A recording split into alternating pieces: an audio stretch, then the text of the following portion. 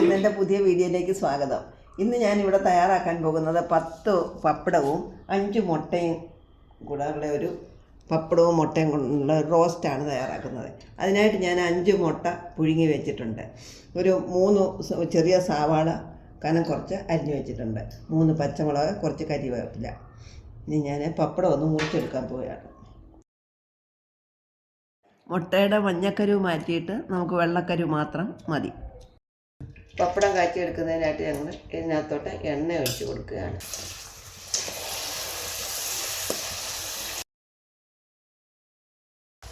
ഇനി കുറേശ്ശെ കോരിയെടുക്കാം. പപ്പടം കുറച്ച് വറുത്ത് കോരിയിട്ടുണ്ട്.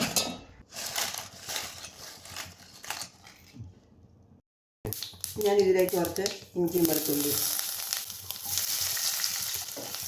അതൊന്ന് മൂട്ടി വറക്കാം.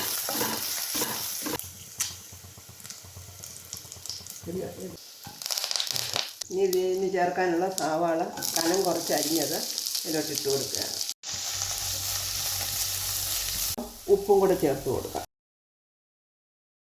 സവാളയെല്ലാം ഒന്ന് വാടി വന്നിട്ടുണ്ട്. ഇനി ഞാൻ അതിലേക്ക് മല്ലിപ്പൊടി ചേർക്കുകയാണ്. മുളക് പൊടി, മഞ്ഞൾപ്പൊടി, കുരുമുളക് പൊടി, ഗരം മസാലപ്പൊടി. ഇതിൻ്റെ എല്ലാം കൂടെ ഒന്ന് പച്ചച്ചോ മാറുന്ന വരെ ഒന്ന് ഇളക്കി കൊടുക്കാം.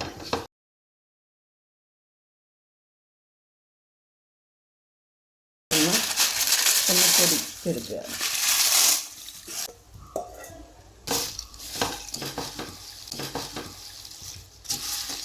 മസാലയൊക്കെ പിടിക്കത്തക്ക രീതിയിൽ ഇതെല്ലാം കൂടെ നമുക്കൊന്ന് ചേർത്ത് ഇളക്കി കൊടുക്കാം. ഇനി ഇതിലേക്ക് ഞാൻ മുട്ടയുടെ വെള്ളക്കരു ചേർത്ത് നല്ലതുപോലെ ഇളക്കി യോജിപ്പിക്കും. എല്ലാം റെഡിയായി വന്നിട്ടുണ്ട്.